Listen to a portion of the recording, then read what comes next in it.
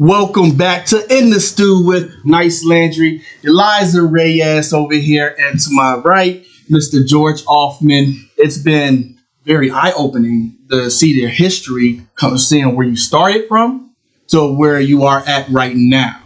And I heard a little birdie tell me that you have somewhat of a good podcast going on for yourself right now. Can you speak on that podcast? For the folks out here? Sure. I started a podcast last year called Tell Me a Story I Don't Know.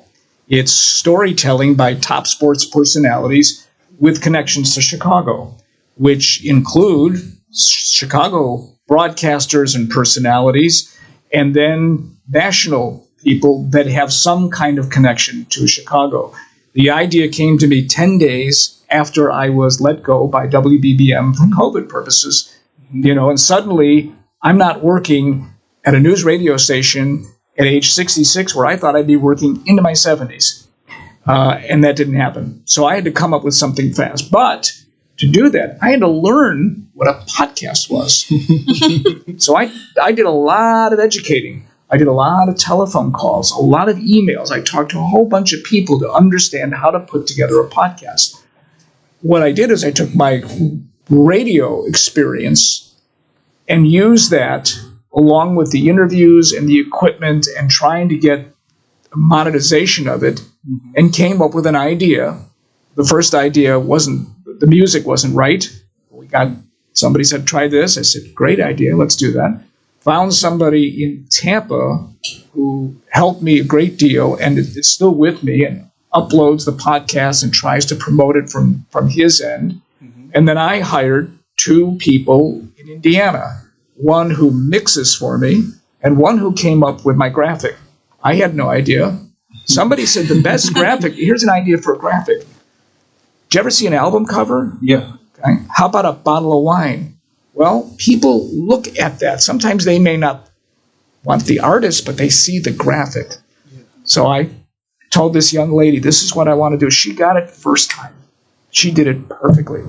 A character of me, and the concept of it, and it's Tell Me a Story I Don't Know. It's just set in like a book cover. Perfect. Then the idea came to me, well, I got to come up with the guests. I know a lot of people. Doing this for 48 years, I have gotten to know a lot of national people. And so my very first guest was Michael Wilbon, who is, along with Tony Kornheiser, does Pardon the Interruption. Michael is a South Sider. Yeah. He's a Chicagoan. He's a great guy. He is just one of the most wonderful people. And I've known him for almost 40 years, covering games, because he left early on to go to the Washington Post. So he was my first guest, but I also made interviews with Mike Greenberg. Greenie I've known because Greenie, the first person he ever worked with professionally was me. Really? Wow. That was when he was an intern at WMAQ All News in 1988. And Greenie's done fairly well for himself. Yes, he has.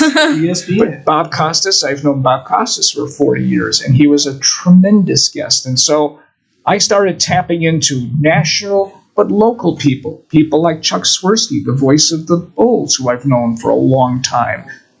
Pat Hughes, the voice of the Cubs, and Steve Stone, the voice of the White Sox. Did you teach Chuck how to dance? Oh, gosh, are you kidding? Let me put it this way. He dances better than I do. Oh. Because I think he has 2 left feet, and I may have 3. I don't know, but he's a lot of fun, and it's fabulous. Today I was home editing Dave Revson, who is he's the host of the Big Ten Network, also a Chicagoan. And tomorrow, this being whenever we tape this, on a Wednesday, I'll be talking to Lawrence Holmes, who's a wonderful talk show host at The Score, who, of course, I knew when he walked into the door. And he has made himself into a fabulous success, and he's also a terrific guy.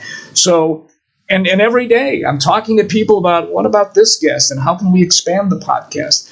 It's not easy. I got very lucky in monetizing it with some people that I knew, some people that connected me to others, and so I'm making some money on it. Not great, but just enough to say, it's working. Mm. And I really, really, really enjoy doing it. But it's a very different type of thing that I had been doing prior to that. I was in radio. Well, I'm not in radio now. Now I'm in podcasting, which is a growing business and a tough business, as you know. Now, do you film the podcast? No, it's not. It's audio only. Okay. We do it on Zoom, audio only.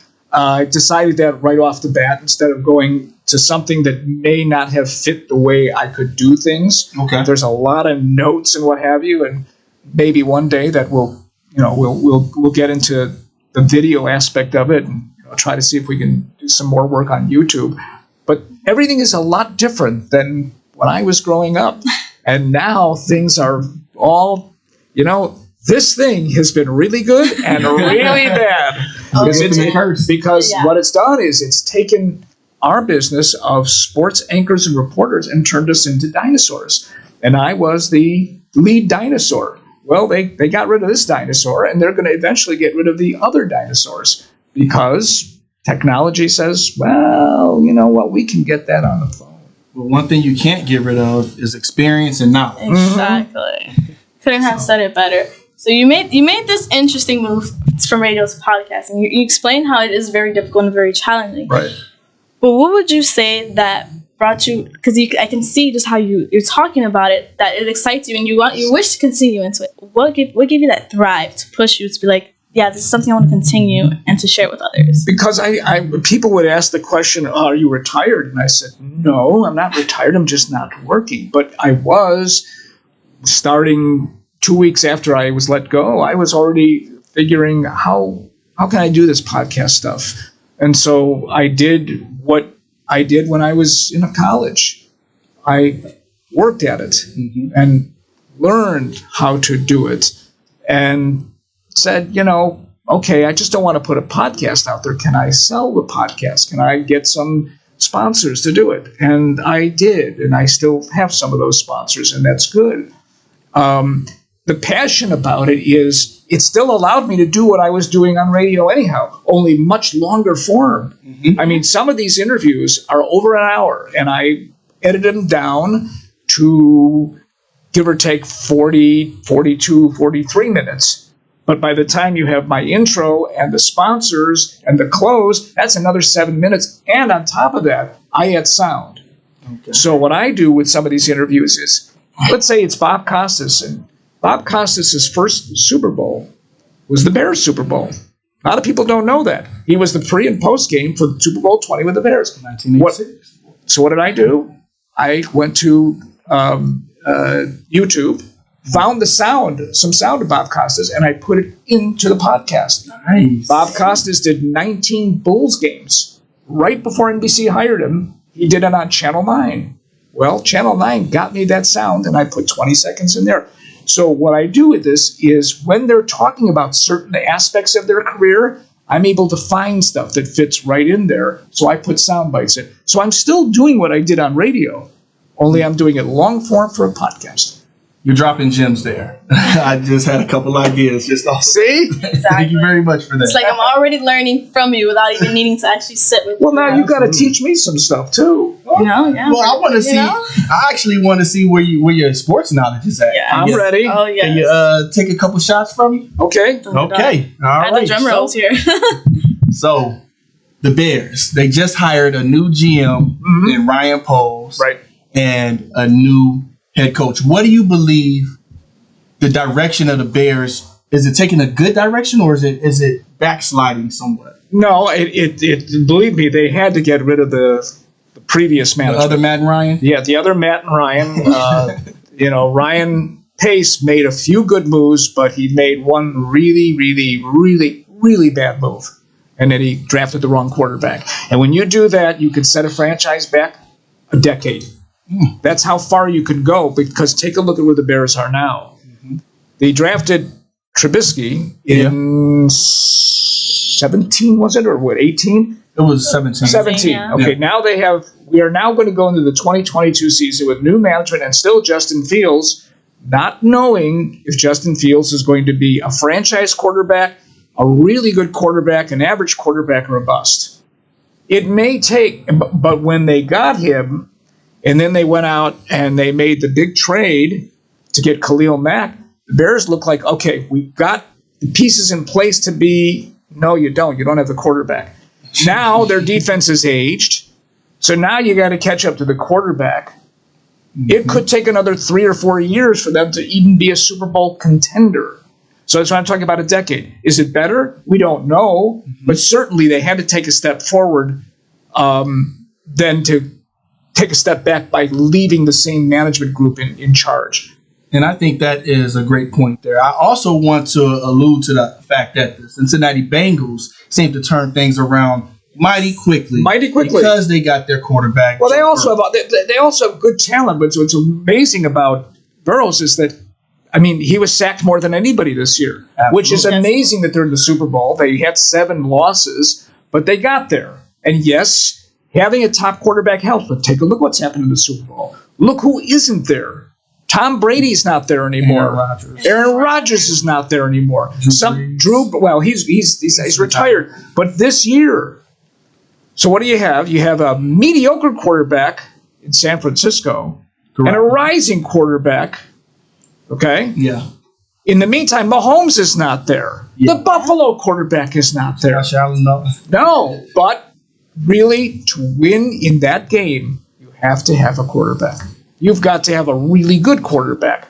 This year, you're going to see one of those rare Super Bowls where you have an emerging quarterback and a mediocre quarterback. And one of them's going to win. Now that you've said that, it brings me to the biggest question. Your predictions on the Super Bowl. Oh. We want to know. Wow. It's tough. The 49ers... the Rams.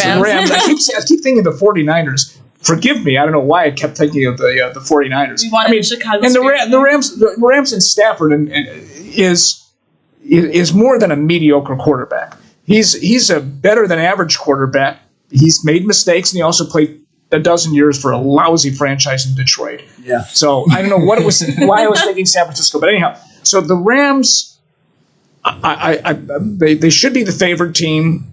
They have some incredible offensive weapons. In Cooper Kupp is a terrific receiver. Their defense is better than average.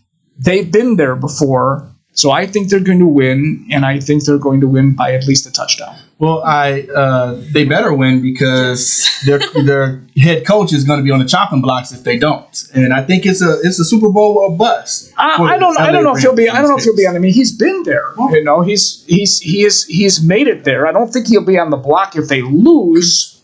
Well, consider this: the Rams have 4 players making $15 million or more. Yep. The Cincinnati Bengals don't have any players making $15 million or more. Well. It's a sure money ball spot that the Cincinnati Bengals are in, a sweet spot before some of their rising stars get their big payday, and everybody's playing hungry. I wouldn't put it past the Cincinnati Bengals to pull out an upset against the LA Rams this weekend. So you're predicting the Bengals. I'm going with Joe Burrow, Joe Cool, and Jamar Chase. You know, as much as I'm more so for the Rams. However, I really want to see Joe Burrow's win, especially with him being, he can possibly set this record that they were talking about. With having, oh my God, what is it called? He had won, what was it that he had just won? He's like on this 3, if he wins this, it was like he wins the Super Bowl. He will, are you talking about Burrow? Yeah. He will be the either the first or second quarterback in his second year. Yeah, there you go. Yeah, his second year. Right. And I think that is what is getting to me. It's like, wow, I want to see that. However, I really want the Rams to pull out this win.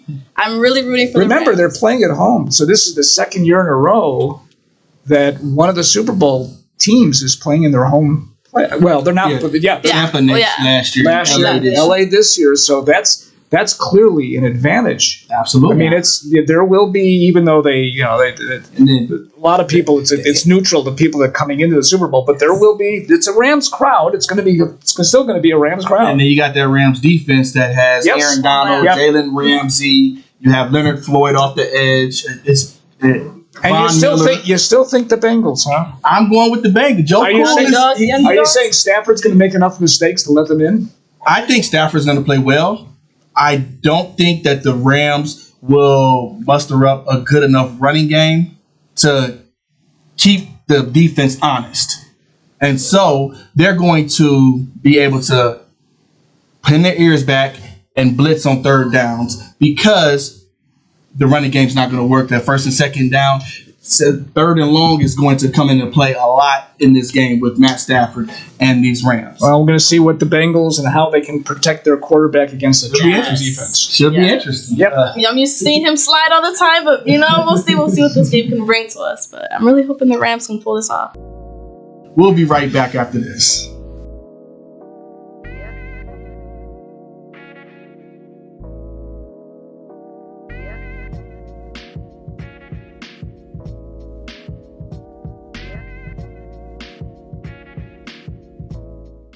Over the past few weeks, the world has been in turmoil. Many have lost jobs. Businesses have closed. Media is there 24/7. Do you have what it takes to be a part of the media industry? Call Illinois Media School today and start training for hundreds of media positions. There are no excuses. We offer virtual courses and flexible schedules.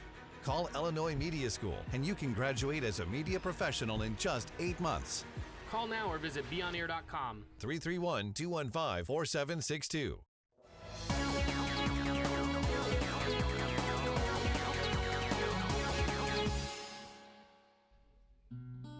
What is it that separates the average human from the extraordinary one?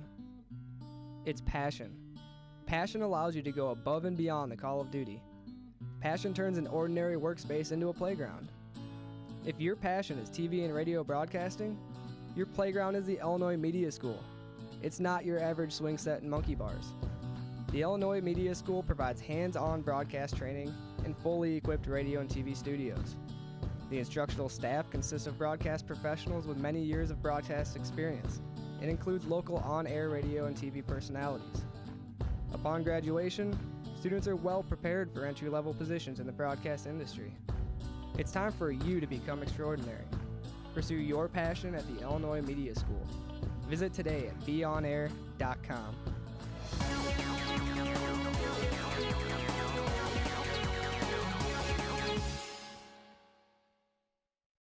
Do you have what it takes for a career in media? If you have a passion for it, either on camera or behind the scenes, Illinois Media School can train you in just 8 short months to finally work in the field you've always dreamed of. TV and radio, music, social media, and so much more. Get paid to create. Learn from the pros and visit BEONAIR.com with flexible class schedules, hands-on training, and financial aid for those who qualify. There's a reason thousands have come here to start their career in media. Get started now by visiting us online at BEONAIR.com or call 331-215-4762.